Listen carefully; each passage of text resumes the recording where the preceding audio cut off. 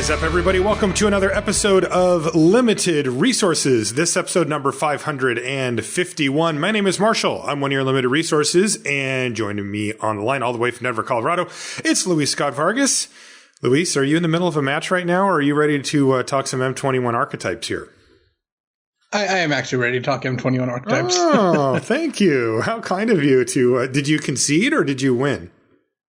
I ended up winning. See, I've said this so many times. Don't pass Fracture Identity. I got one fourth pick this draft, pack one. The card is just busted. That is a way to lose. All you have to do is cast it. That is a way to lose a vintage cube right there, no doubt about it.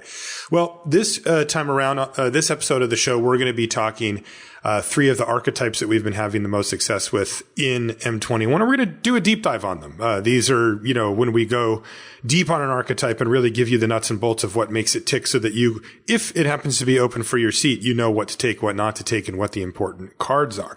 Before we get into them, I got to mention our sponsor, channelfireball.com. And what's going on over at CFB these days, Luis?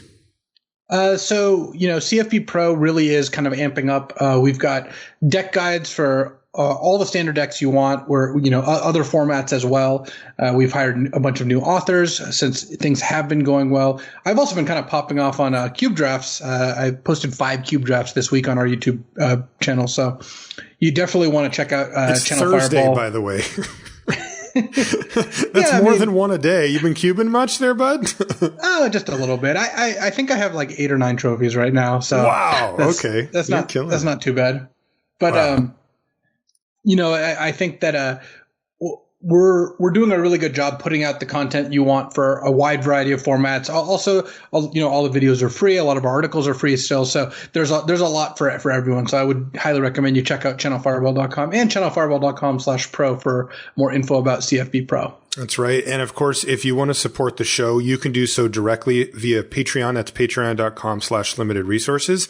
If you do become a patron, you get access to some cool stuff depending on your level. But every patron gets access to a few things. You get a thank you card in the mail, and you also get you can watch the live recording of the show as well. We do the video version recorded and streamed live. Right before we go live, I post I put a link into the Patreon, and if you happen to be around or online at that time, you can pop in and watch us record live. And there's even a chat.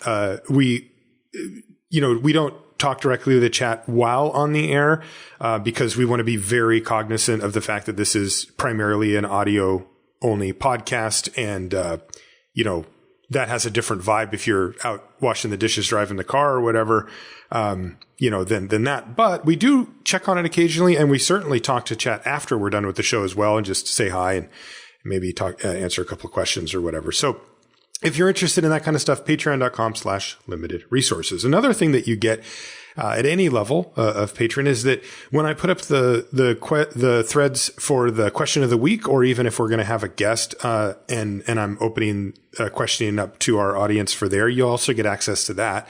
And this question comes from Clay, who says, "First, I wanted to say thank you for making the show. I did my first live draft with mystery boosters at PAX East, and thanks to you, I came in second with a cab-style deck while everyone drafted some ambitious but fun decks with playtest cards." Nice. Just smashing people.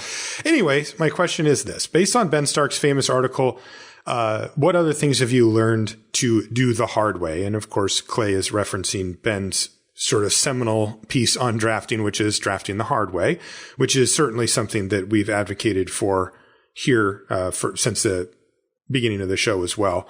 And Clay says, "For example, I'm a musician and my band is about to go in the studio, so I'm forcing myself to play trumpet the hard way by avoiding bad habits and being constantly aware of every little thing I do to improve. How have you applied Ben Stark's advice to your life outside of Magic?"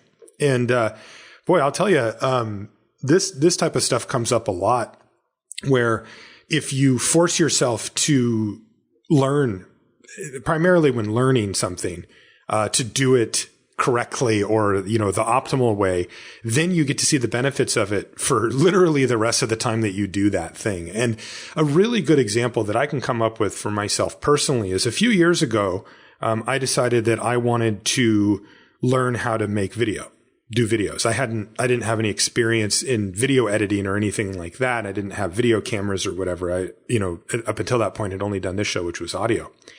And so, like most of us sort of geeky people, I've kind of taught myself all of the stuff I know on computers, right? I don't like, if I want to learn a new computer program, I'm not like, well, what's the class I need to take, right? I'm like, I just fire it up and dive in and start watching YouTube videos and kind of work your way through it and figure it out. But for this, I decided, no, I'm not going to do that. I'm going to look into taking an online class. Nothing, it was a lot of hours, but it wasn't some like big deal. But, it was an instructional course that had put together by a professional. And she was a great teacher and really made sure to teach you the right way to do stuff. Because like most computer programs, there's actually numerous ways to accomplish the same goal, but some of them are much better than others. But mostly what that comes down to is learning the technique and then like the fundamentals behind it, but then also learning like, for example, keyboard shortcuts, right? If you learn keyboard shortcuts on a computer for whatever program you're using, you are so much faster, more efficient, quicker. And it got to the point that I learned that way early on. And then when I was editing a video, I was, because I'm around a lot of people that edit video and are much better at it than I am and have done it for much longer. And they would be like, hey, what did you just hit? I'm like, oh, you hit Q and it just does this. And they're like, oh my God. Because if you did it the way that you thought you would do it by just looking, it would be 5 or 6 clicks. And, if you took the time just to sort of cement those shortcuts in your head, even though they're a little unintuitive at first, then all of a sudden you're cruising. And that's one of the ways that I've done it for sure. And I really learned because now I make a bunch of videos and man, like having those shortcuts just makes me so much more productive. I'm really glad I took the time at the onset to do it. And, that's an example of kind of taking Ben's method. What about you, Luis? I think for me, it is kind of, it's actually, I go back and forth on this. So for cooking, I enjoy learning how to do it the right way, but also intentionally sometimes do it the easy way, right? I mean, this is something I think you have experience with as well, where I do. It's important to me to know how to like make something from scratch where you're like making the pasta sauce and then doing this and then, and then doing that and learning the whole thing. And then I like deciding whether, well, do I want this, this is I'm kind of tired tonight and I need to whip together dinner. Yeah, I'm going to use like pre-chopped garlic or whatever the time-saving measure is. But I also want to know how to do it myself so I can, you get a higher quality.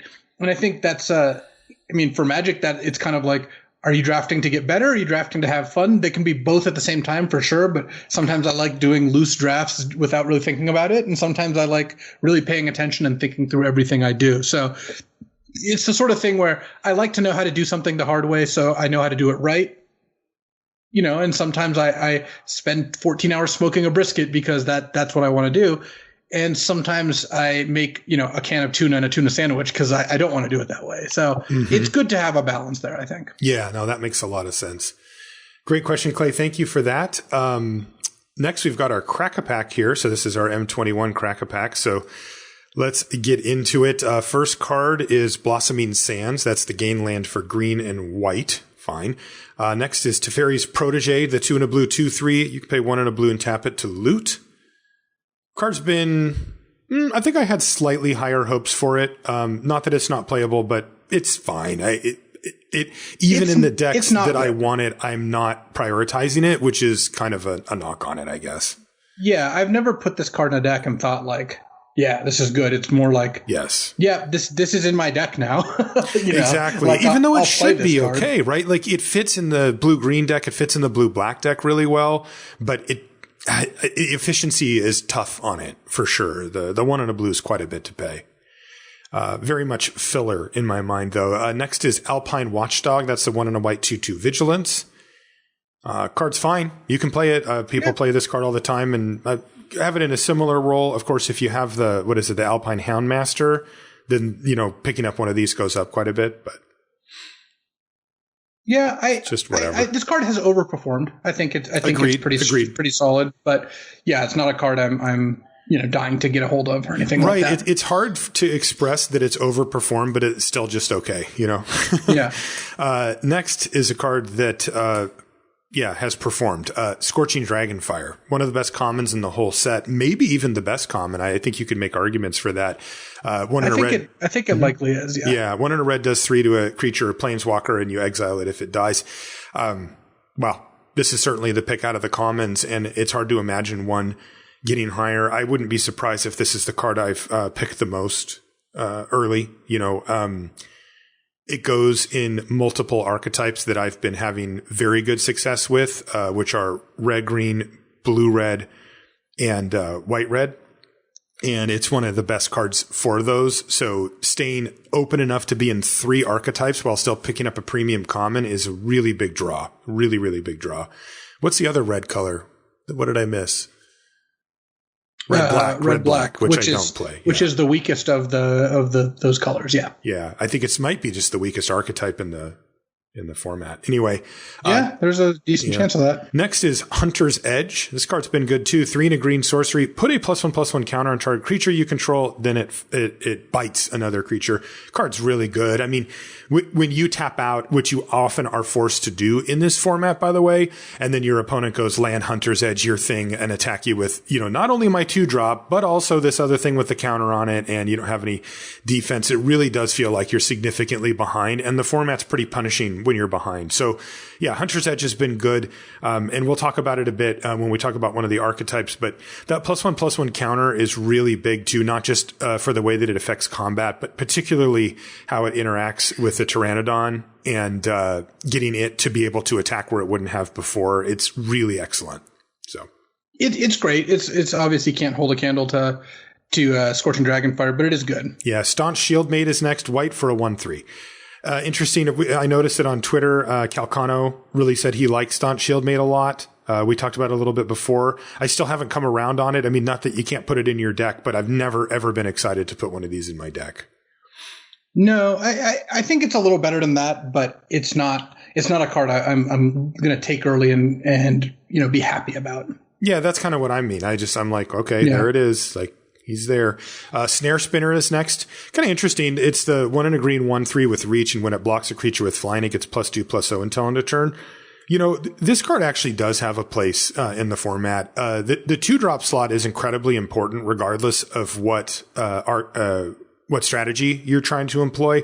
If you're an aggressive deck, well, you know that the 2-drop slot is important. It always is for aggressive decks. But even in decks that are looking to go mid-range, not even necessarily control, but just get to the middle part of the game, these slots are very, very important. And Snare Spinner is a really good blocker. It sits there and eats up any flyers, which is really important.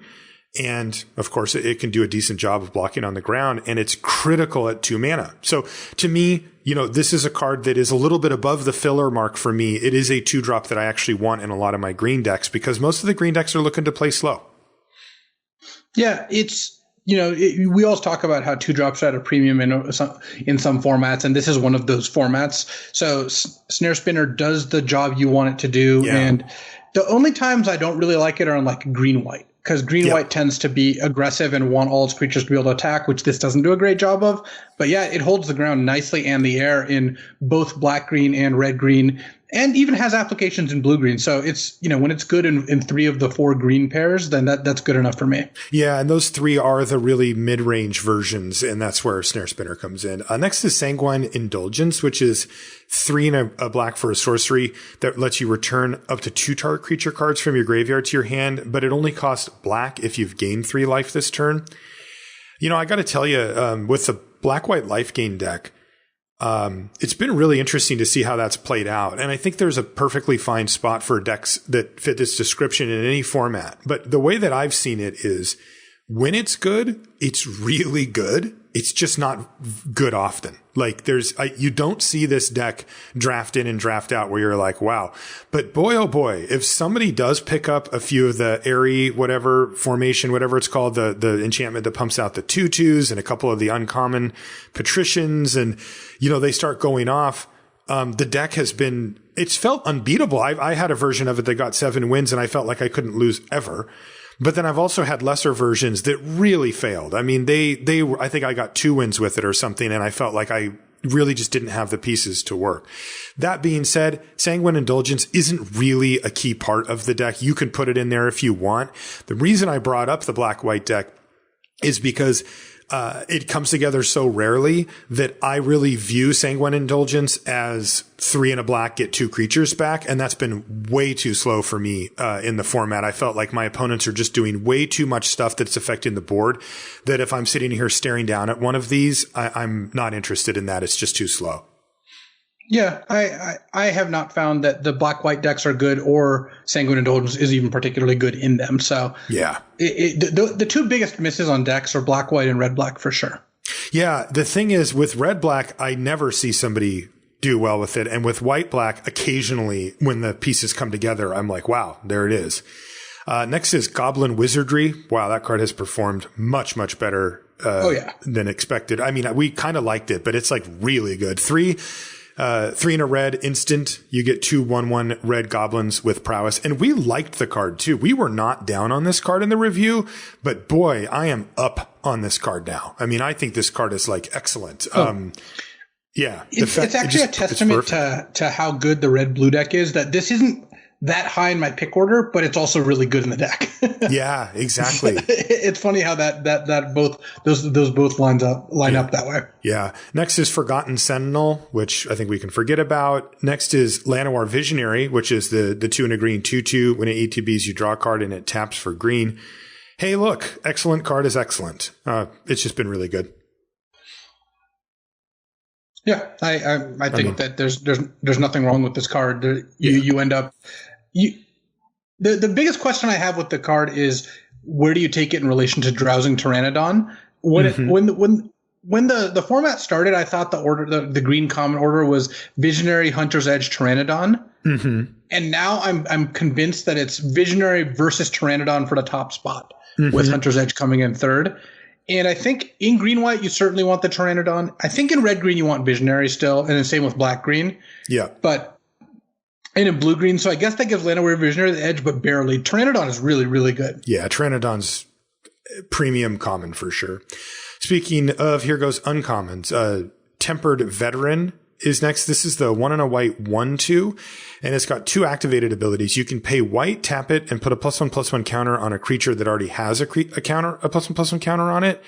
Or you can pay 4 white, and tap it to put a +1/+1 counter on target creature to kind of get the ball rolling. I've had this card multiple times, and honestly, I haven't been that impressed by it. I have seen it do some work. I have seen it, start to build up counters on a creature in the green-white deck and look pretty good. Start just throwing those around. That's its obvious home. Outside of that, not so interested in it. Really finding time to activate the full 4 white, tap this thing to get a 1 counter on is really tough. So I want this deck in green-white, and otherwise I basically ignore it. Excuse me, this card in green-white. And otherwise it's unplayable if the first time you activate it costs 6 mana. Right. So, yes, it's good in green and white and pretty bad outside of it. I think this is worse than a number of the commons. Definitely. I mean, our pick's Scorching Dragonfire currently. Right. Next is Light of Promise, which is 2 and a white for an enchantment aura. It enchants creature. Enchanted creature has, whenever you gain life, put that many +1/+1 counters on this creature. It's interesting because this card's obviously powerful in the sense that these are 2 things that aren't normally linked together. Like, you can gain a lot of life through lifelink or revitalize or whatever, and you're getting just a ton of counters. But I never play this card, and when my opponent does, I tend to feel more relief, even though I have lost to it. I have definitely had this go on something as well. bad. Mm-hmm. But it's not a card I expect to lose to very often. It's a high variance card that has high power level at the top, and I think overall is not a very good card at all. Yeah, that's how I feel too. Next, good card, Selfless Savior. This is the white 1/1, and you can sacrifice it to give another target creature you control indestructible until end of turn. Good card. Yeah, great card. It's a card I always want in any aggressive deck, and even in the controlling ones. It's just always going to trade for a card and always trades for more mana because it's only a 1-drop. So, yeah, the card's fantastic, but it's no Scorching Dragonfire. It's not better than Scorching Dragonfire. Nope, it really just isn't. So let's see if our rare will save us. It is Necromentia. So the answer is no. This is the 1 black choose a card name other than a basic land card name, and then you search the opponent's graveyard, hand, and library for any number of those cards. And then if any of those were in hand and they get, what do they get? Exiled? I actually forget. Yeah, exile them. It's exiled. Of course it's exiled, right? And then they get 2/2 zombies for each one from their hand, which is not going to save us this time. No, not so Scorching Dragonfire it is. Yeah, I mean, Scorching Dragonfire is a card. It's funny that in some sets, if I were to tell you, hey, you're going to open your pack and you're going to take the best common, you'd be pretty unhappy that your pick one is just the best common in the set. You know, starting with Fate Reforged, you know, the first set we did a set review on together, and moving forward, there's been a lot of sets where if I told you that, you're like, wow, this is really bad. In M21, if you told me I was going to first pick Scorching Dragonfire, I really don't think I'd be too bummed. No, I agree. And again, one of my favorite things about it is not just the power level, but the flexibility that it offers as well. So there you go. All right. So let's get into a few archetypes. We're going to cover 3 of them today in depth. You want to start with blue-red spells, Luis? Yeah, blue-red spells works for me. It's the deck I draft by far the most. It is for me too, actually. It's got a really deep roster of playable cards while also being just a powerful deck that utilizes a lot of good cards well. So the game plan here is kind of interesting, where blue-red spells can be aggressive or controlling, but the 2 decks aren't that divergent. So what I mean is both the aggro and control versions, as they are, have the same core of wanting a lot of cantrips, as many shocks and Scorching Dragonfires as possible, and as many like Spellgorger Weirds and Goblin Wizardries as possible. The difference lies in, are you playing like Vodalian Arcanists into like Reign of Revelations and Read the Tides, and you know you have like maybe Turn to Slag, a little more expensive cards, finishing with you know, in a slightly slower way, or do you have like Riddle Form and Chandra's Magmud and Jeskai Elder, and you're going to pressure the opponent a little bit more? But either way, the pick order is kind of interesting here. So for the common/uncommon ranking, this takes all the commons and uncommons. Here's the ranking I've got, though these things change very quickly once you have a couple cards, of course. But starting out, I have Teferi's Tutelage is the best one. This is the mythic uncommon of the set. This is the Tuna Blue enchantment. When it enters the battlefield, you draw a card and discard a card, and then every time you draw a card, including the time you just did, your opponent gets milled for 2. If you can first pick that card, and you're lucky enough to do so, you can build a deck just full of defensive stuff and card draw, and you'll win very, very nicely. There's a lot of decks that can't beat that card. I've scooped on turn 3 to it with like a slower deck. And even against aggro decks, it's actually a surprisingly fast clock. It is. It feels to me always like as long as the player who's playing the tutelage is able to get either a repeated card draw source like a looter, or one like Reign of Revelation or something. Yeah, one big card draw hit of some sort, then it turbos that. It makes it so fast. And we should really mention that, right? Like tutelage is a real thing in the format, not only just letting people know, hey, this is powerful and you can play it, but also like it feels a little oppressive sometimes. Like there's times where, like you said, where people play it and you're just going like, well, that's the game. Like, and it's not that they're even turboing it out. It's just, if we sit here and just roughly exchange resources for the next few turns, I'm just going to lose, you know? Yeah. I think that tutelage is a faster clock than it looked like on its face. Definitely. Past that, I have Soul Seer, Tuna Red, deal 5 instant to a creature, and then also loses indestructible. And then Scorching Dragonfire. And I really want to emphasize this. Scorching Dragonfire, this is, considering all the commons and uncommons, is the third best one after 2 uncommons, and Soul Seer is very close to Scorching Dragonfire. So we're not talking huge difference here. But the reason is, and I have this over Experimental Overload, which is next, and a lot of other good cards, is this deck needs as many Dragonfires and Shocks as it can get, and if it doesn't have at least 2 of those 2 cards combined, it's going to be pretty rough, because you just don't have enough cheap spells to get going, and a lot of your spells like Opt and Crash Through that are important to the deck don't add to the board, don't actually accomplish anything. So you can't really sit there and just do nothing. That's right. Especially when, you know, you mentioned Experimental Overload coming up, and, you know, it's not just about, it's not just about casting non-creature spells or sorceries. It's also about having them in the graveyard. It's also about getting them back from the graveyard with Overload or what is it called? The Shipwreck Dowser. The Shipwreck Dowser, yeah. You know, so, like these are cards you can get back and sometimes even cast in the same turn. That's really important. Well, it's multiplicative where Experimental Overload's a more powerful card than Scorching Dragonfire. I think it's hard to argue that, right? Mm-hmm. But if you don't have any Dragonfires, your Experimental Overload is going to be not very big and not get something cheap back. Yeah, exactly. So I am really wary of playing decks that don't have access to those. It's funny when, a tell that you get when you're playing against this deck that things are not going to go well for you, or when you're like, you play the spider, right? The snare spinner or whatever, just some dirtle on turn 2, and they're like Scorching Dragonfire it. And you're like, crap. That is not the last time that's getting cast. Imagine a game where, again, they kill your 2-drop and then play something on turn 3, then play a cantrip or something, and then on turn 4 get back the thing, or turn 5 with like a Dowser. The game is so different than if they didn't have a way to kill your 2-drop, because the red-blue deck is at lower life. Imagine you played like a 2-mana 3-1 or a 2-mana 2-2. Mm-hmm. They're at lower life, and they have a worse card to get back. So that's why I put such a huge priority on getting the first couple removal spells. And then once you have them, then Experimental Overload and Dowser go up quite a bit. So I have Experimental Overload under Scorching Dragonfire to begin with, but I think it does go up.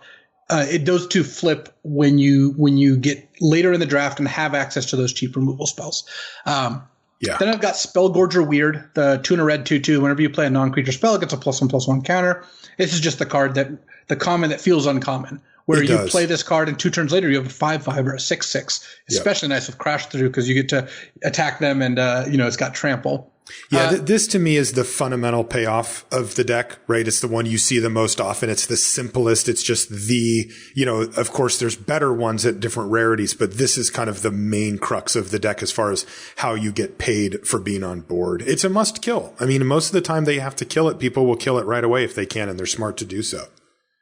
Yeah. And it's the kind of card that there's usually a one or 2 turn window where your opponent can attack into it. And then past that window, if they haven't found a way to deal with it, it's unassailable. You play against like a green-white deck and they get 1 attack into it, even if it's slightly bigger because they've got combat tricks. But then past that 1 turn, there's just no way they're going to be able to deal with this card. It's a 6/6 now, and they have to then find like a Legion's Judgment or a Face Fetters or something like that. So I really like the Spellgorger Weird. Past this, it gets a little dicier. I mean, I have Riddle Form above Roaming Ghostlight, because Riddle Form, this is a 1 and a blue enchantment. Whenever you play a non-creature, or instant or sorcery rather, or is it? No, it's non-creature. Sorry, it turns into a 3/3 flyer, and you can pay 2 and a blue to scry. And this card is good even in the controlling versions, though it is better in aggressive decks as well. And it's excellent in aggressive decks. Like when people play Riddle Form on turn 2, I am sweating. I'm like, oh no. Because all your sorcery speed stuff doesn't matter. They can really be picky about when they animate it and when not to play around stuff. And it just sits there, and all of these decks can activate it multiple times in a game with no problem.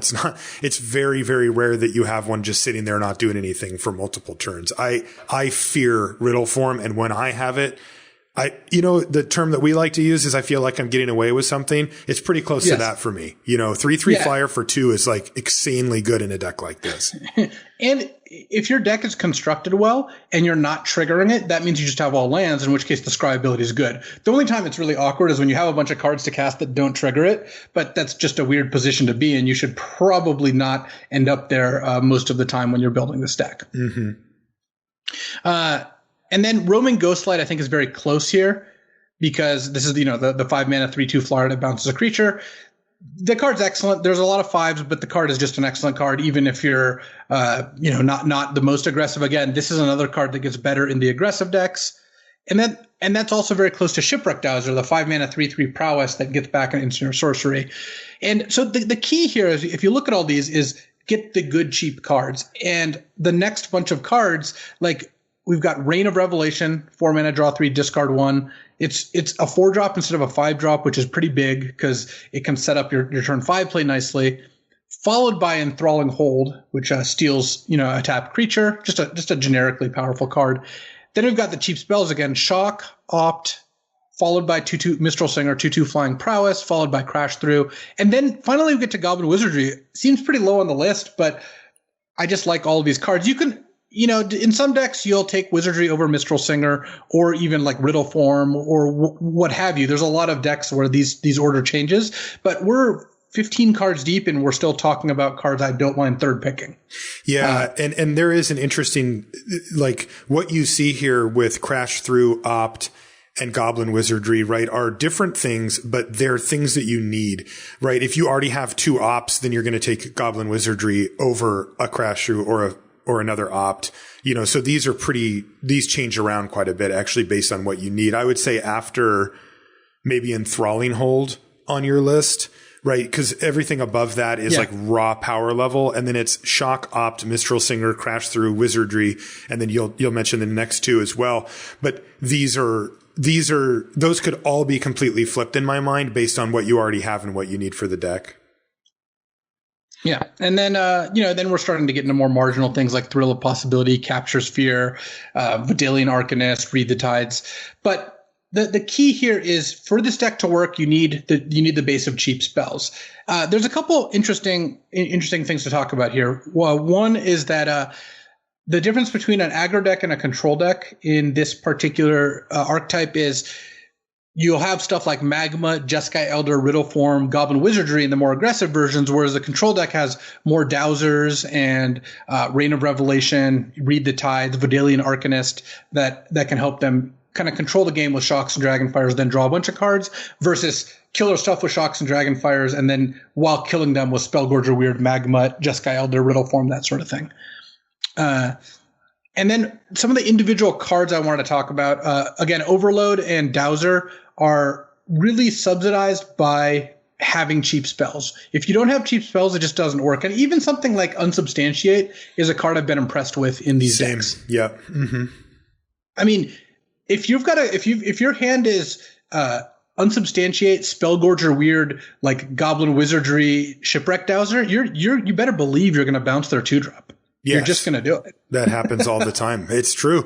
And, Unsubstantiate also, I believe, goes up a bit given the need to interact with the board on this format. Again, I hesitate to call it an aggressive format because I've lost plenty times to decks that I wouldn't call like curve out aggro decks, but it's more like dump my hand on the table, what do you got type of thing. And a card like Unsubstantiate goes a long way in those type of matchups. When somebody's trying to like just get you with one of these enchantments like the one that we had in our Crack-a-Pack, the white one, or, there's a few cards like that where they're just like, do you got it? And it's like, if you have even something as simple as an Unsubstantiate, the answer is I do got it. And their win percentage goes from being bumped up a lot to being bumped down, significantly. So yeah, I like it too.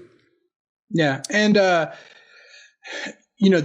key with Overload and Dowser is also not to get too greedy. If you've got some good recursive elements, you don't need to get that Reign of Revelation back. Just get the Shock back. Don't play to bury them in card advantage. You just have to win in card advantage. You don't need to go completely nuts here. I don't think that's necessary. Speaking of Vidalian Arcanist or card advantage, Vidalian Arcanist is good with these expensive spells. I start to like Read the Tides and Turn to Slag a lot better when I've got Vidalian Arcanist. And I've played I think 3 is the most Arcanists I've played. Okay, but and I'm assuming that's in the non-aggressive version of the deck generally.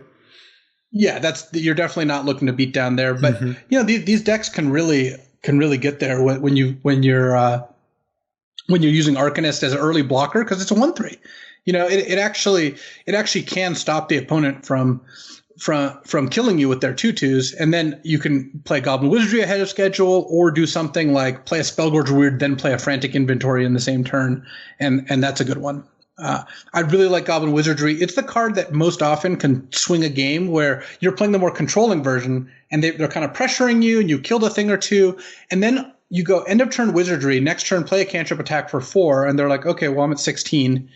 And then they maybe play something, maybe pass back, and you go second Wizardry, untap, play a flurry of spells and kill you. And I've had that happen many times. It's very, very cool. That's happened to me a lot too, on both sides. But I think that if you're playing against blue-red in the format and they pass a turn on 4 mana, you should have just huge, you really need to digest you might be like, okay, I'll get in for 3 here, and leave myself like a blocker or something.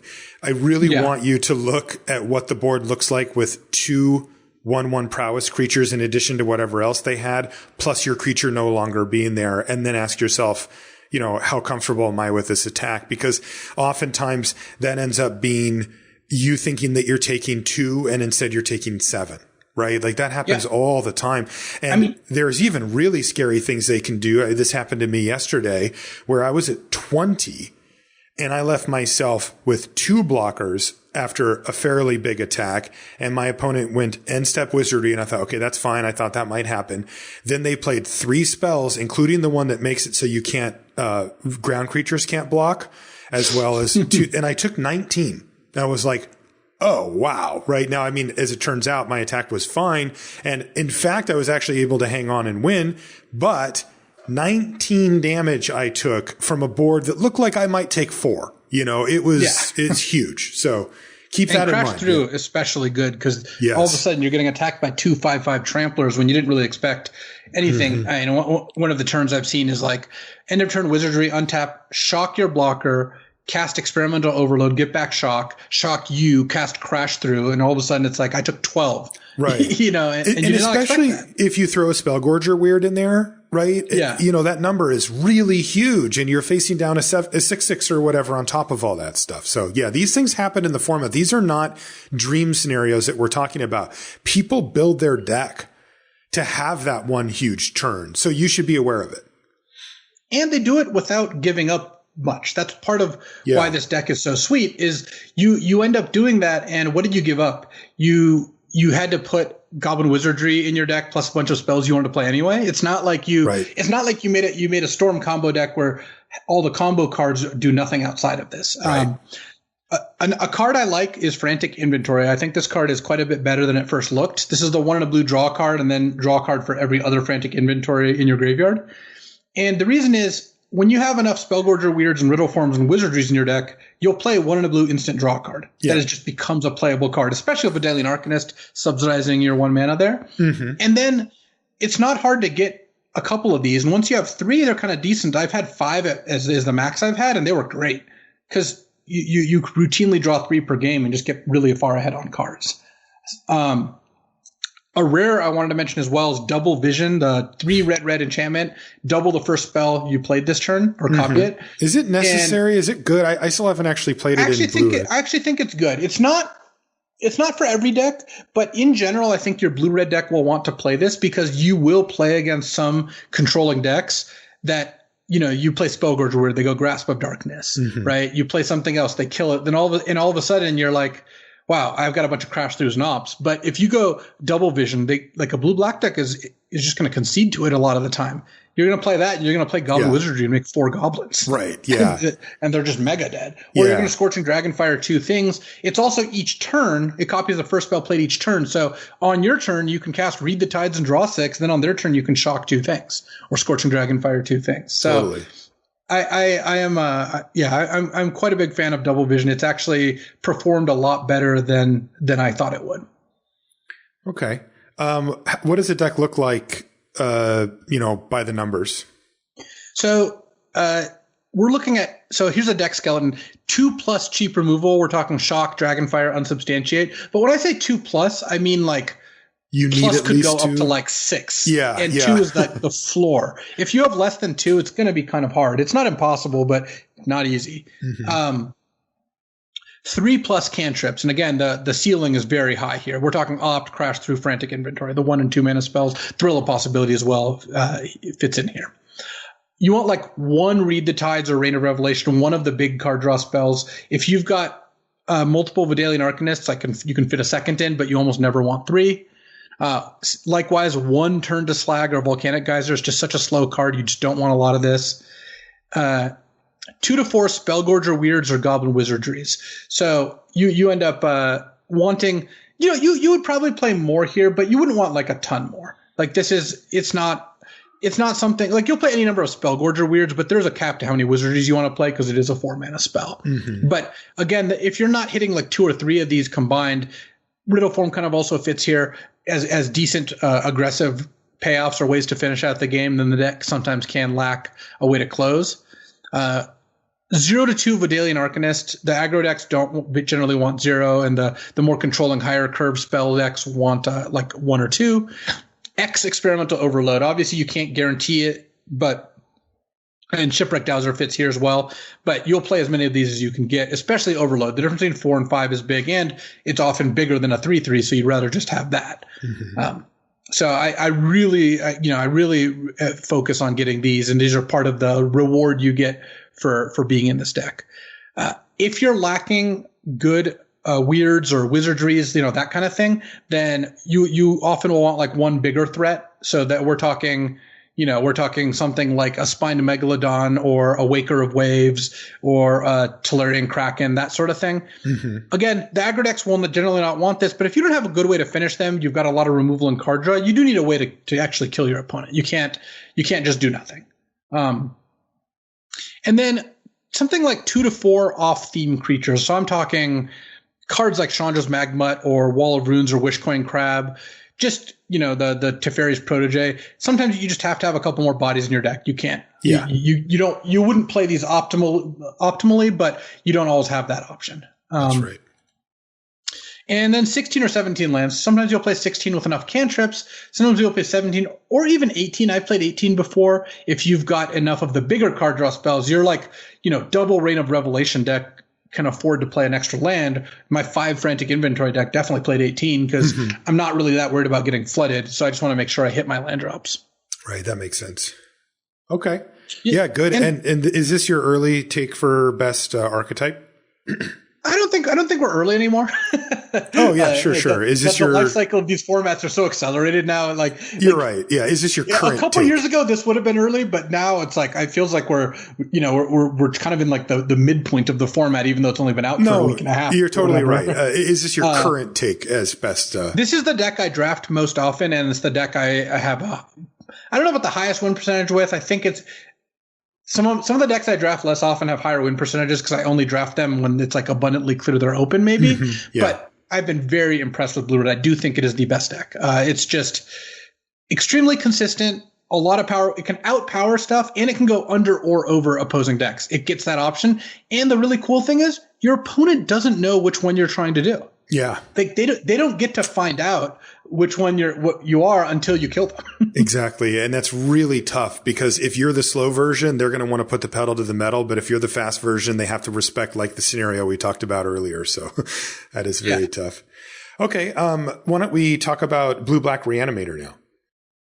Yeah, so this is another one I like. The game plan here, and I know you like this deck as well, is you want to use discard and reanimation to turbo out a big threat while also kind of playing like a control deck. This deck does not play aggressively. So this one is a control deck with like a reanimator sub theme. Obviously, some decks, the reanimator is more to the forefront. Like I think the most reanimator one I had like 2 Obsessive Stitchers, 2 Waker of Waves, 3 Rise Again, and it just felt like a combo deck. Yeah, that's all I was doing. I was just decks like that too. Yeah.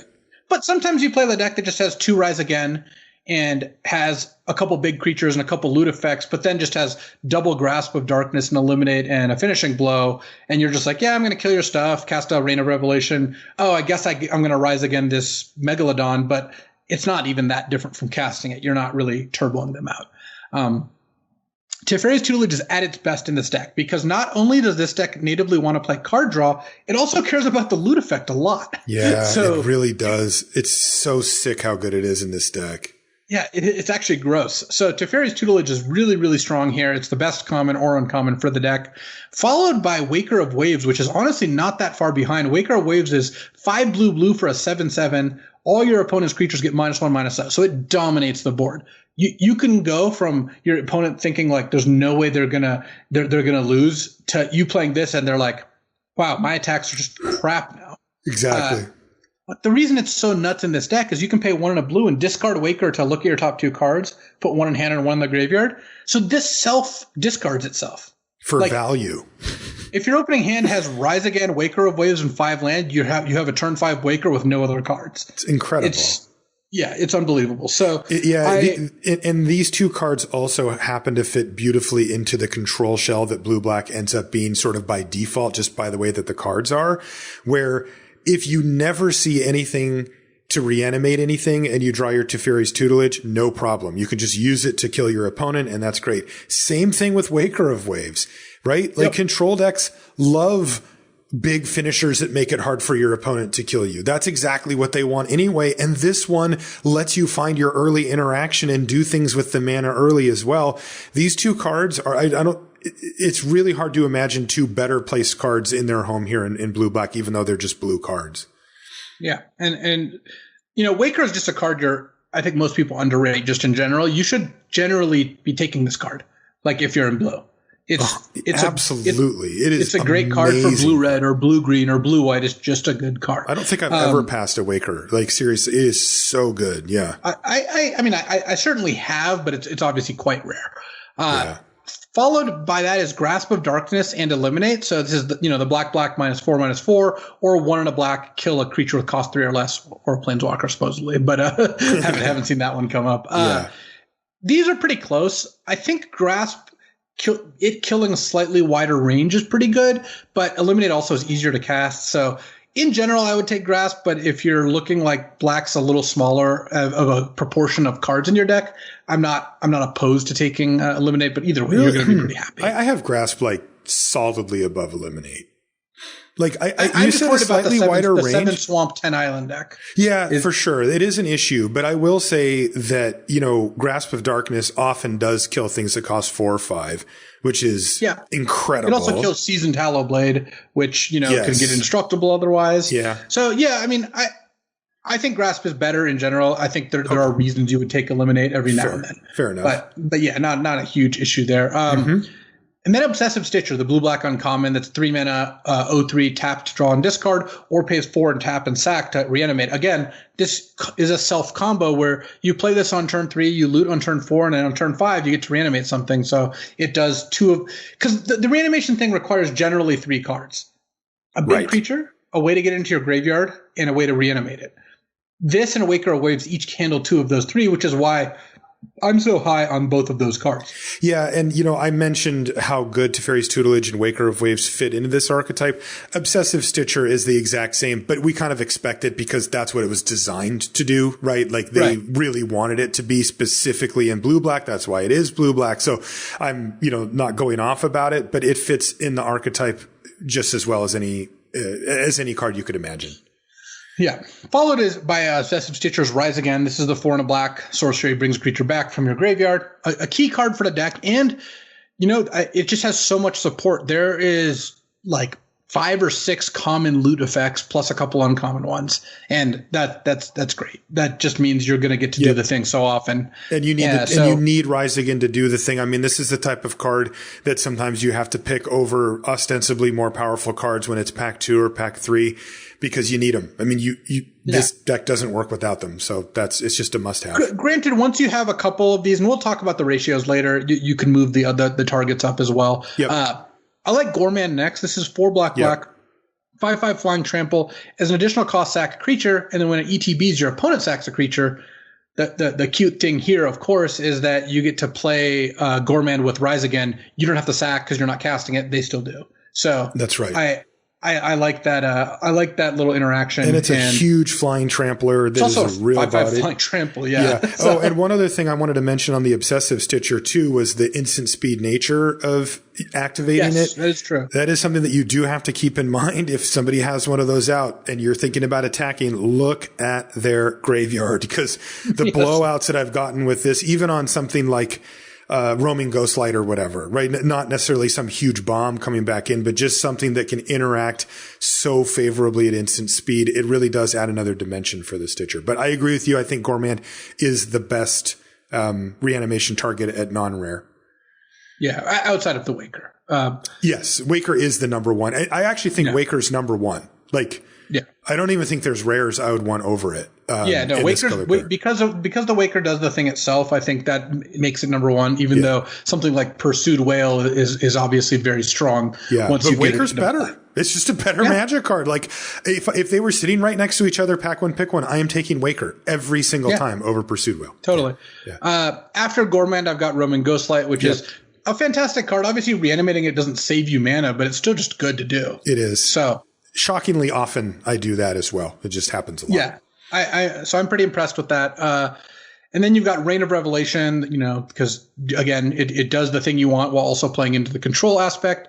Then I've got Carrion Grub, the 4-mana 0/5 that mills you for 4 and that has power equal to the power of your biggest creature in your graveyard. Because this card is often like a 4-mana 3/5 up to like a 7/5. It's not too hard to end up there. And it puts cards in your graveyard to reanimate, brick walls aggro. It does the things you are really interested in doing. That's right. Pestilent Haze is another one that I think is pretty important for this deck. That's the 1 black, all creatures get -2/-2, and all planeswalkers lose 2 loyalty. This deck can often have trouble with aggro. That's, I think, one of the weaknesses of the deck. And having Pestilent Haze really makes it so you're kind of protected from aggro's best draws, especially since you're going to cast it on turn 3. So you get to play your game where you go land go, they play a land go, you go land go, they play a 2-drop, you go land go, they play another thing, and then you go, okay, kill both your things. And that's a huge beating. It also always feels like a big swing when that card goes off like that, because it's an uncommon, so you don't see it that much, and you're like, oh man, they had Pestilent Haze, crap, Yeah. Huge swing. And then I do like Enthralling Hold in this deck. The control magic is fine. It's surprisingly not as good, compared to, like, there's a lot of cards that are near it. Like Crypt Lurker is the next card, and I would never have thought I would put these 2 cards next to each other on a list. Yeah. But I do think that's the list. And, Same. I think Crypt Lurker, this is the 4-mana 3/4 that you can either sack a creature or discard a creature to draw a card. It does, again, exactly what you're looking to do, which is put a creature into your graveyard. And it's a 3/4. The reason I like this so much is it also puts a big body into play. So you end up in a spot where you're not getting behind on board to enact your combo. You're playing against aggro and you go turn 3 Deathbloom Thallid, turn 4 Crypt Lurker, discard a Spine Megalodon. Like, you just kept up on board and then have the opportunity to just bam, reanimate something huge. Also have to say, really well designed card. Like, you can tell that they put pleasing. A little extra time, and it works exactly how you'd hope it would in the format. Yeah. Deathbloom Thallid is next. Again, this is the 3/2 that dies into a 1/1 just as defense. Straight up, this is a good defensive measure. Yes. I've been impressed with Archfiend's Vessel as well, the 1-mana 1/1 lifelink, because when you reanimate it, it comes into play as a 5/5 flyer. You exile it and you get a 5/5 flyer instead. So for 1 mana, you get to chump block, gain a couple life, and then later have a good reanimation target. Yep. It's a cheap way to interact while also putting something big into your graveyard. It's kind of like it discards itself in that you play this and it's going to be easy to get this card into the graveyard. It's funny. I played a game with it where I was leaving it back, and then I drew my reanimation spell. So I was like, well, I'll just start attacking with it now. It was like very face up when it happened. Yeah. And my opponent just paused forever with like 4 4/4s, and they're like, take it. And they started taking 1 a turn from the thing for like 3 turns in a row. I'm like, this is great. I'm just getting in there. Yeah, that's awesome. That's one of the strengths of the card, right? It can do that. Yeah. And then we've got, Spined Megalodon, the 7-mana 5/7 hexproof that when it attacks, scry 1. This is just one of your kind of generic reanimation targets. I like that it's got hexproof, so it's pretty safe to do this. And then I also like that it combines nicely with Rousing Reed. That's a combo that I've enjoyed enacting. Mm-hmm. That makes sense. Skeleton Archer and Capture Sphere and Rousing Reed are all kind of in the mix where they're decent card draw / loot, but the Rousing Reed's a little worse when you don't have cheap creatures. And then Skeleton Archer and Capture Sphere are both good defensive measures, but they're nothing so special that you'll take them too highly. And then there are some weaker reanimation targets like Gloom Sower, the 7-mana 8/8. 8/6, yeah. 8/6 rather. Mm-hmm. One thing that I think is really funny is that you can actually play off-color reanimation targets. I played a Baneslayer Angel in one of my decks, and it was great. Dang right you can. Yeah, I feel like the line for me is I would want 3 reanimation effects available to me before I would consider doing that. Where's the line for you? Yeah, I think 3 reanimation and like 5 or 7 looting effects before I was really happy with this. Yeah, totally. The looting is also pretty important because you don't want to be stuck with it. That's obviously the biggest cost of playing this card or playing an off-color card is that you could just be stuck, holding the bag and not able to reanimate or not able to get out of your hand. But I found this deck actually has the support necessary to just play it. So I'm I have played off color stuff. And then, you know what? Way down at the bottom, Finishing Blow. That card, the 5-mana kill a creature. I know, man. It's worse than Skeleton Archer. It is. Like, it is not the format. I mean, I still do play one occasionally. And every time I do, card. I'm like, I just feel like I just can see Feat of Resistance going on the stack or Ranger's Guile or whatever, and just feeling like, why did I make the decisions that I made? You know? Exactly. Yeah. Yeah. The 5-mana removal spells are just at a lower than any other format that I think that we've ever come across. So I am not a big fan of them, but you will play them. So when talking about ratios for your Reanimator package, I like something like 2 to 3 big creatures. You can afford more if your deck's really good, but 2 to 3 is a good baseline. 2 to 4 reanimation effects, so Rise Again and Obsessive Stitcher, and 4 or more looting effects, but you're really happiest around 6 or 7, because the cool thing about looting effects, if you draw too many, you can just loot the excess ones away. It's way better to draw too many than too few when it comes to looting, which is not true of all the other effects. Right. So, you're happy playing a lot of those. And I also count something like Carrion Grub in a looting effect, as in it puts cards into your graveyard, even though it doesn't increase your card selection. Mm-hmm. And the other thing that's cool is most of the time, if you do a good job playing Grasps into Carrion Grubs and Deathspore Thalids or Deathbloom Thalids, you can just start casting your creatures. There's no rule that says you can't cast a Gourmand. Totally. That happens all the time too. I mean, I think it is important to remember that while Reanimator is a really cool feature of the deck, some of the decks only end up with 1 or maybe 2 ways to actually reanimate a card, and sometimes you don't draw those. So your deck ends up being just blue-black control, which you can totally do. Mm-hmm. It's not it doesn't have to be all in Reanimator, but as you described earlier, Luis, I have also had that experience where I had like 4 or even 5 ways with like 2 Stitchers and 3 Rise Agains, where I'm like, no, this is full on Reanimator. Like you said, it almost plays like a combo deck. So, a skeleton archer of the deck, as it were, something like 2 to 4 reanimate effects, 2 to 4 big creatures, 4 plus removal. So we're talking, grasps and capture spheres. Eliminate if you can get that. Unsubstantiate, I still count as being okay here. Like, this card just is okay in this format. Also, another note on Unsubstantiate: people are playing Fear of the Bittens and dubs all over the place, just putting +1/+1 counters. Just bounce is fine here. Yeah. 4 plus loot effects, but again, there's no real upper bound. You'll play a lot of the good loot effects. We're not talking Teferi's Protege, but I'm talking, cards like Crypt Lurker and the cards that you would just want to include in your deck. Obsessive Stitcher, of course, does double duty here. Waker of Waves kind of does that thing. Mm-hmm. If you're lucky enough to get Tutelage, obviously that's great. Rousing Read if you have enough of the low end stuff, and then 4 to 6 defensive creatures. So we're talking Vidalian Arcanist if you've got enough spells to support it. Deathbloom Thallid, Skeleton Archer, Carrion Grub. These are all cards that are going to do a pretty good job of keeping you alive. I've played Wall of Runes and been okay with it too. Yeah, that's what I was going to ask. How low do you go on that? Are you Wall of Runes? Are you Wish Coin Crabbing?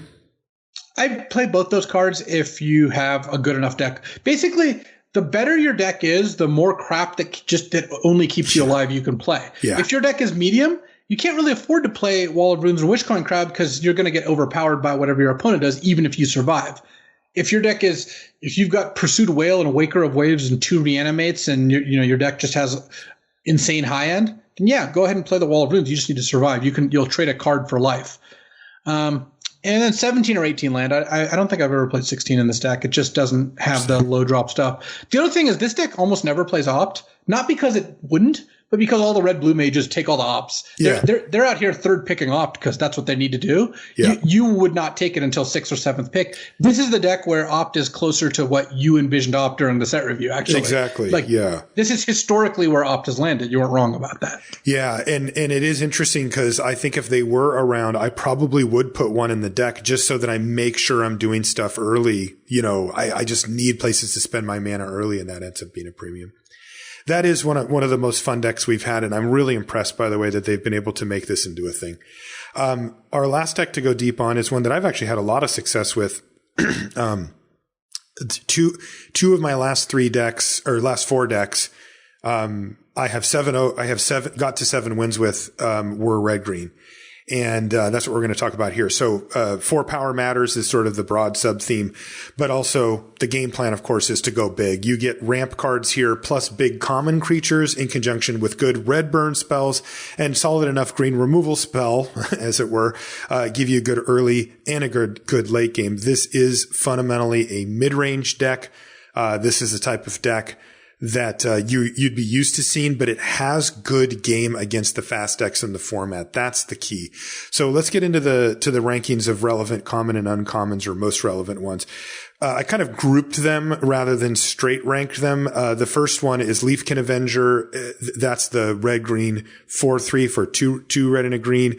And it taps to add green for each creature you control with power 4 or greater. And you can pay 7 and a red to have it do damage equal to its power to a player. And this is, obviously the Signpost uncommon for the card, but there's a good reason. It's amazing. It fits into this deck as well as what we were talking about with the Obsessive Stitcher in blue-black, where it does everything you want. It makes big mana, but it's also a mana sink that actually wins the game in pretty quick order.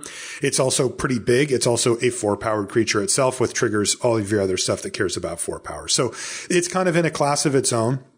I have first picked it. Like, I've literally first picked this card over, decent monocolored cards, which is risky, to say the least. But, it is of that power level that, like, if your next best card is just not something that really leaves you open or in a great spot, you can even take a couple of these gold cards and not feel horrible about it. Although it comes with the normal caveats that there's a decent chance you won't play it.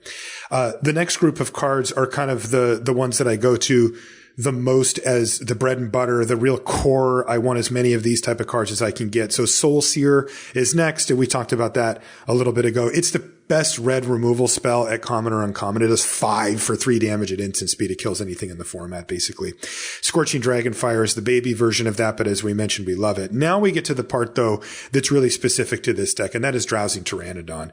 This card has been a revelation. I mean, we looked at it and said, look, this is a really good blocker and could probably start attacking later, and we liked it. I love it now. I mean, now this card, like, the two things that happened to me at least were, A, it has become trivially easy to get it to attack, and the understanding that if you give it 4 power, it can attack really kind of changed the game for me. I think I knew that vaguely, but didn't internalize it until I saw somebody put Setessan Training on it and start smashing me with it. And I'm like, oh, okay, this is much. I don't need to cast another creature and have it stay on the battlefield. I can just kick them with this thing. That's one big part. But the other huge part was the thing I keep referring to, which is the speed of the format in general with getting on board. And this thing is just amazing, right? If they're playing red, white or whatever, it at minimum trades for basically everything they have, and it eats a lot of the stuff that they have too. And it's a great blocker. So if you're playing green, red like this, or you're playing green, blue, or you're playing green black, those are all mid-range decks. Those are all decks that want to get to turn 5 or 6 and have their life total be above 10 or whatever. And Drowsing Pteranodon, even if you don't support it fully with a bunch of 4-powered creatures, does a great job of being a relevant 2-drop. So to me, this deck is really all about Drowsing Pteranodon. It is, I will take as many as I can get. And I assume that every time I play the deck that I will be attacking with them at some point during the course of the game. Yeah, I think that, maybe a good way to describe it is something I just thought up was defensive speed, where you're getting on the board quickly. Oh, you just thought of that, did you? and so the speed matters, but you're still being defensive. Yeah. Yes, that is a very wise and good point, Luis. Also, it's interesting because Pteranodon gives you defensive speed. You know what it also gives you? Offensive speed. It kicks butt once it gets going. Well, would you take Pteranodon over Llanowar Visionary? If you knew you have Leafkin Avenger, Scorching Dragonfire, and I don't know, just like a Hunter's Edge. Would you take Pteranodon or Llanowar Visionary? I would take my first Pteranodon over my first Visionary, yes. But I view Pteranodon as a must-have for the deck because it enables you to survive, to actually cast and do the things that the deck's doing. But I would not take my second Pteranodon over my first Visionary. Visionary is fantastic, and I think that's very, very close too. So, that's the type of thing that I could change. But yeah. It's a good question because it's a hard one. I'm putting you on the spot because I don't know what I would do. Like, Llanowar Visionary is a better card. It is definitely a better card. Yes. It is a very strong card. Pteranodon, I think, might just be better for this format, and I'm starting to think you should just take Pteranodon over Visionary most of the time. Yeah, Pteranodon is just necessary. You can win without Visionary. With Pteranodon in the deck, it is your game plan both to stay alive and to kill them. It just serves too big of a role. I'm also just thinking of being on the draw against, red-white. And casting a Visionary on turn 3, getting it shocked and attacked for 5. And that happens all the time. And Pteranodon just says stop sign, And then, like I said, you also get to beat the crap out of him later with it. Visionary is my next card in this group, so it is, of course, very important. And then Shock and Hunter's Edge I have kind of grouped together. Shock is really important for the same reasons. You need to be able to kill small flyers, and you need to be able to kill their first couple of threats, because your late game is almost always better than their late game, with a few exceptions, like blue-black can out-late game you pretty easily. But any of the other mid-range decks outside of like maybe basically the ones that can play like Reign of Revelation or something can out late game you, but you're going to smash, green-black or red-white or any of the white decks basically, with this archetype. In the late game, because you just go so much bigger. So Shock is really important there. And then Hunter's Edge, this is its natural home. You have big creatures that it goes on to, so that it almost always is a kill spell. And the synergy with getting a +1/+1 counter on a 3-power creature, namely Pteranodon, but maybe a different one, and being able to start triggering stuff that cares about 4 powers is really big too. You also do need other ways to kind of dovetail into the next little group of getting your Pteranodons online or other things. And the two best ways to do that are Cetizen Training that I mentioned, because not only does it improve the Pteranodon by giving it the trample and the +1/+0, but also it gets you the card back. And then Pride Malkin, which is another way to easily get your Pteranodon attacking. And this also happens to give it trample. And there's other ways to get +1/+1 counters around. And the trample can really matter, because one of the weaknesses of red-green is sometimes they can chump block you until they find removal or whatever. And Pride Malkin and to a certain extent, Cetizen Training help defend against that. Then you get this group of places to put your mana. Now, the cool part about this deck is, given how quick the format can be, as we've been mentioning, a lot of the more expensive cards have gone down in value. Starting at the 5 mana slot, for most normal not decks that aren't in this color pair, I reduce my weight on anything that costs 5 or more. And so, I'm picking 3 and 4 drops over those all day long. Here, you actually get to go up into like Colossal Dreadmaw. Yes, you can play a 6 mana spell in this format and not feel bad about it. You definitely can. Yeah. And, Dreadmaw is really good. I mean, Dreadmaw is just, it's the biggest thing on the board every time, especially when people are it's a race to the bottom where everybody's trying to, affect the board early and be efficient. And you're like, Dreadmaw. And they're looking down and going, well, I took out the 5 mana removal because those are too inefficient against the good decks. I don't have a way to kill this thing, and it's hard to interact. So that's pretty good. Another one, Hellkite Punisher. That's a 7 mana dragon. Similar thing. Nobody wants that card because it's too expensive. Yeah, I've never played this card. Yeah, this deck can actually cast it. Now, it's not a priority. I think I'd rather have a Dreadmaw over it, to be honest, but you can put it in the deck and it ends the game very quickly. Warden of the Woods, right? Volcanic. I like this one. I like that one a lot. That's 5/7 vigilance. Whenever they target it with a spell or ability, you get to draw 2 cards. That's fantastic. It also holds down the ground really well. Cards like Volcanic Geyser, they're fine. You put them in your deck, but you're honestly killing something with 2 toughness a lot of the time and being pretty happy about it. Here, you can fire it off on whatever gets the job done, for Volcanic Geyser. So there's others too that you can slot into those slots, and I'll talk about a couple that kind of fit in dual role in just a sec. The next is Payoffs, specifically for having 4 power. Now, we talked a lot about the Drowsing Pteranodon, but there is somehow both of these in the set, Furious Rise and Garruk's Uprising, which are very similar cards. Uprising's quite a bit better, I think, but Furious Rise is fine too. And you will put 1 or 2 of these in the deck if you happen to get them. They're built around uncommons, and this is the deck for those cards, and they do perform in the decks. And then you get little stuff like Ornery Dilophosaur, right? Like things that just sort of get a reasonable benefit from it, but aren't like amazing cards. cards. Then you also need sort of random 4-powered cards that just show up and aren't really high picks for anybody. So cards like Turret Ogre do a really good job because flyers can be a problem for decks like this. So you want that. Same thing with Gnarled Sage. That's 4/4 with reach, and it gets +0/+2 if you've drawn an extra card. But who cares about that? It's just kind of a replaceable card. Onaki Ogre, even if you're the really hardcore Drowsing Pteranodon deck, can be really good. I mean, look, you play a Pteranodon, you'd play an Ogre, and you hit him for 3. Like, you've got 7 power on turn 3. There's not a lot of decks that can, mess with that. If you have a removal or a pump spell, you're gonna be smashing them for the next couple of turns. So you can play it if you need to, but the fact that it dies to, shock and every other removal spell is a little rough. But anyway, so you need those. And then I have a couple of other groups of kind of, or I wouldn't call it, they're just single cards. Cultivate. I play Cultivate every time in this deck. Again, this is the type of thing that lets you cast 5 mana spells on turn 4. Same thing with Llanowar Visionary. Ranger's Guile. Look, I'm not super huge on combat tricks in this deck, though they do have access to 2 quite strong ones with what's it called? +3/+0 and First Strike.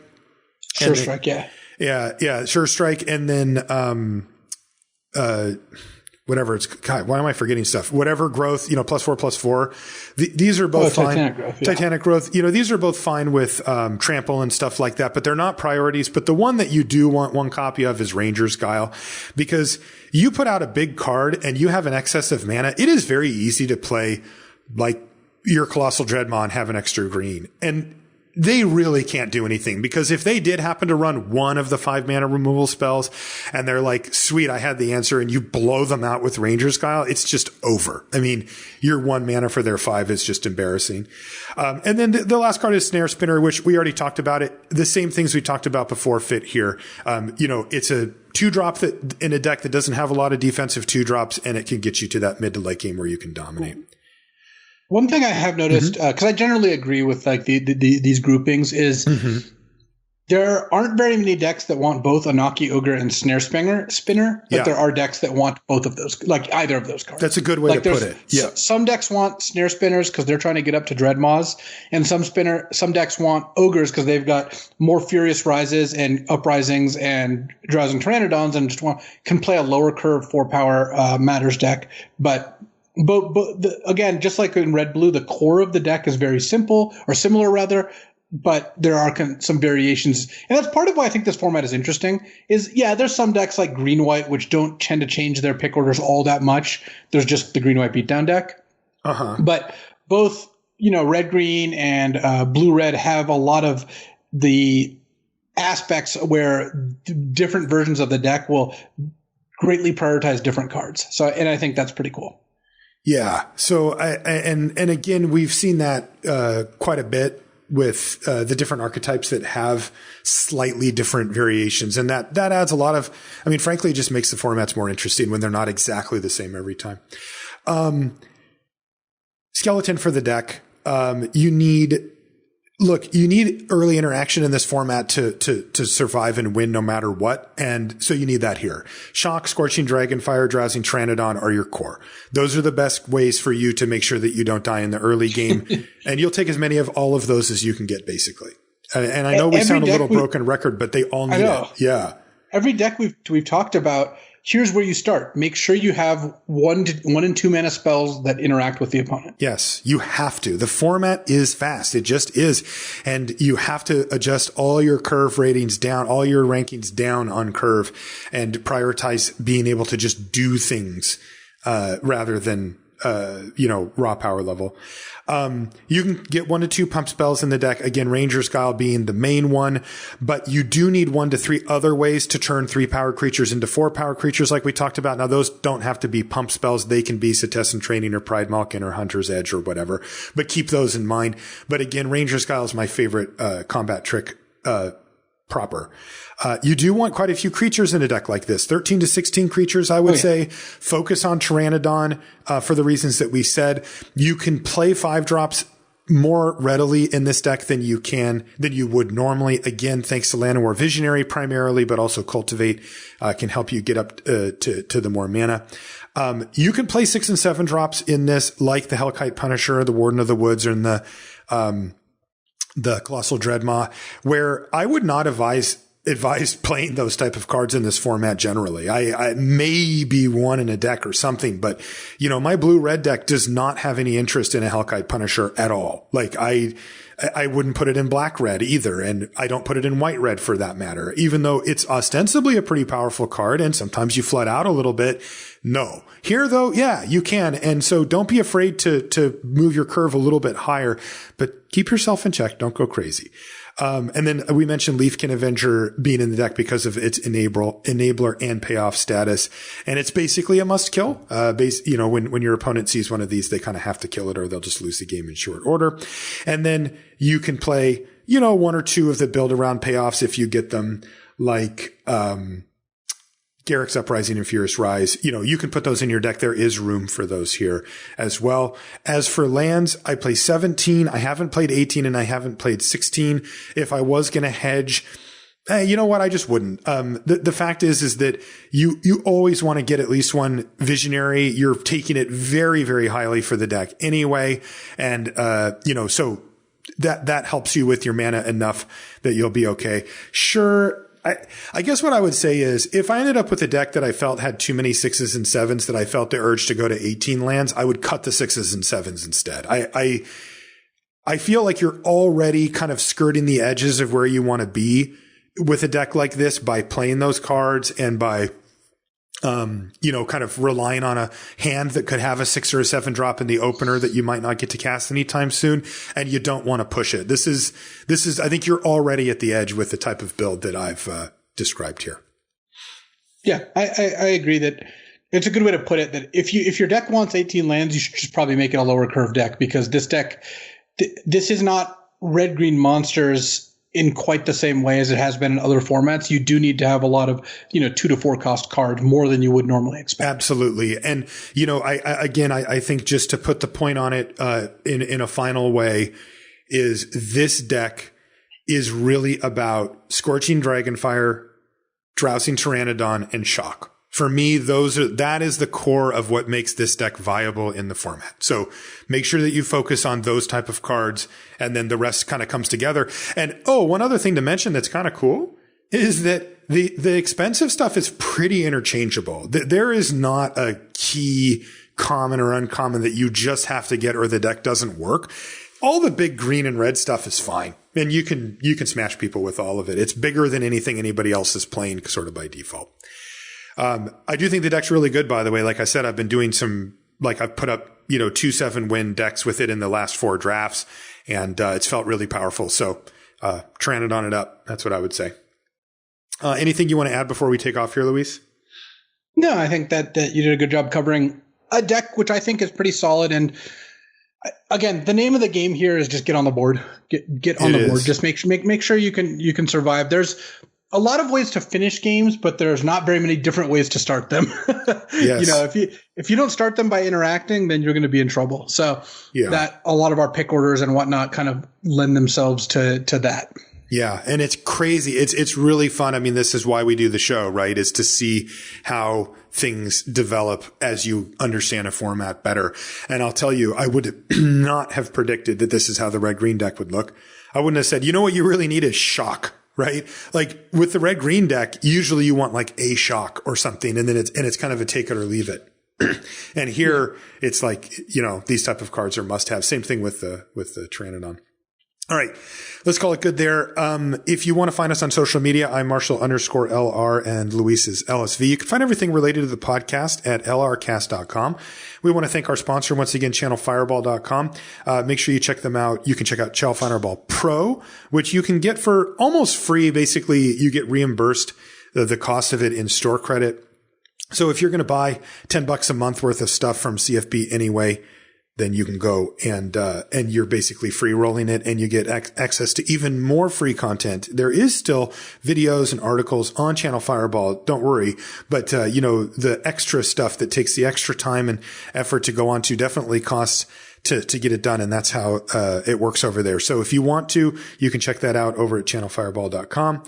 And, that's going to do it, for this show. So, we will see you next week where we'll be talking probably more M21 deep dives on some of the other archetypes that we're finding success with. We'll see you then. All right, I have a bad beat story for you and a recommendation. Okay. So the bad beat story is that we're trying to actually grow plants this summer, and our beets actually started withering. So you had a literal bad beet? Yeah, the beets ended up being bad. We asked on Twitter. We got a mix of opinions, but more people, including people who actually know what they're doing, as opposed to me, recommended, hey, you can try to wash them with like antifungal stuff, or you could just pull them to keep the plants around them safer. So ended up doing that. Those beets were bad, and they are now gone, unfortunately. Oh my God, you quarantined your beets? Well, oh, you mean pull them out of the ground? Yes. Oh, okay. No, they're done. They're done. Gotcha. I don't know what your kind of quarantine is, but no, those beets were bad. No, okay. But I have high hopes for the peppers. We've got some good peppers coming. Trinidad scorpions, Carolina reapers, just some jalapenos, hot chili peppers, or some Thai peppers. A bad beet story. Literal bad beet. Not common. Yeah. And then the recommendation I have is not going to be a particularly controversial one for most people, but Hamilton's on Disney Plus, and if you haven't seen it, it is truly an experience. I mean, Marshall, you and I were both lucky enough to see it in person, not at the same time, but both in Chicago actually, and it's a transcendent experience. I'm not a big musical guy. I don't know how big of a musical guy you are. I suspect not huge in general. And it was still one of the best pieces of media I've ever seen in my life. So yeah. I really cannot recommend it highly enough. Raptor, Josh Utter-Layton, he would always make fun of me because I'd always be listening to the soundtrack when he came over. And then he saw it, he had on Disney Plus, the actual like stage, Broadway thing that's on now. And afterwards I came in and he was listening to the soundtrack because now that he's seen it.